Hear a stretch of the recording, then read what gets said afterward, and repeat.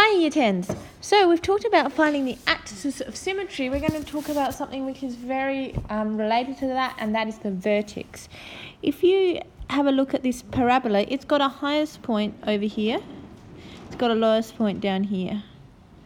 And that's known as the vertex. Alright, so both of those are vertexes or vertices. They're simply the maximum or minimum turning point.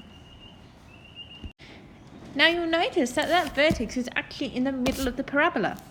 And from the last video, we know that the axis of symmetry runs through the middle of the parabola. So the vertex is actually lying on the axis of symmetry. When we get asked to find the vertex, we're getting asked to find the coordinates of a point. Alright, A, B, or you could call it X, Y. We want to find that. And if you ever get asked the vertex, you're being asked for two coordinates, the X coordinate and the Y coordinate. Now you'll remember that the axis of symmetry was found by using the formula x equals negative b on 2a.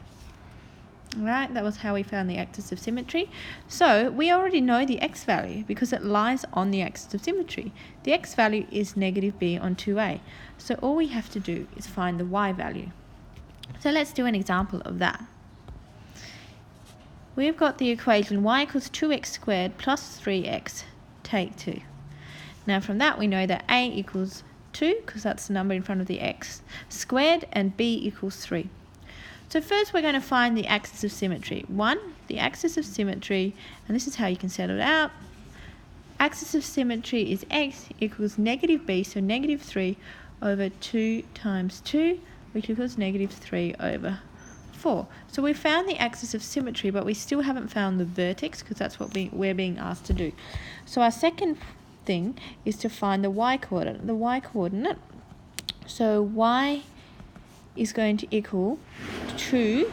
Now x is negative 3 on 4. So it's going to be 2 in brackets negative 3 on 4 squared plus 3 by negative 3 on 2, take 2. So we're going to get the answer to that, whatever the answer to that is. When you put that in your calculator, you're going to get y equals negative 43 on 8, or if you do it as a decimal, you're going to get y equals negative 5.375. So that tells you that your vertex is therefore going to have the coordinates negative 3 over 4 and negative 5.375. So 1, find your axis of symmetry, and 2, sub it in and find the y coordinate, and 3, just write it as a coordinate. Let's do one more example of this one. So let's do, I'm just going to write my equation in a bit of a different form. I'm going to write it as y equals 3 outside of x take 2 outside of x plus 4. Now notice in this case we don't actually have it in that standard form where you've got y equals ax squared plus bx plus c. It's not in that form. So we're going to do this another way. We're going to find the axis of symmetry because that's our first step. But to do that, we're going to first find the x-intercepts. So you'll remember doing this. The x-intercepts are when y equals 0. So the x-intercepts is going to be when 3 bracket x take 2 bracket x plus 4 equals 0.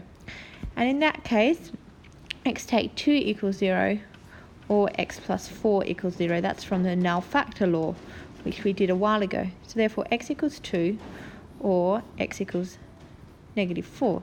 And then we find the axis of symmetry by averaging those two x-intercepts. So they're the x-intercepts. We do average them, so we get axis of symmetry is such that x equals 2 plus negative 4 divided by the 2. So that's going to be 2 take 4 over 2, which equals negative 2 on 2, which is negative 1. And so that's our axis of symmetry. Then if we want to go on from that and find our vertex, we do it the same way as we did before. So we're going to go we're going to find the y value. So y is going to now equal 3 bracket. Then we're going to use this x value, negative 1. So we're going to go negative 1 take 2 bracket negative 1 plus 4, which is going to be 3 times negative 3 times 3, which equals negative 27.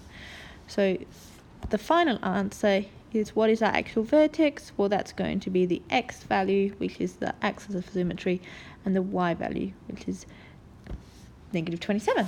So our vertex is this. Hope that helps. Rewatch it again. Make sure you write some notes in your glossary to be able to help you do it.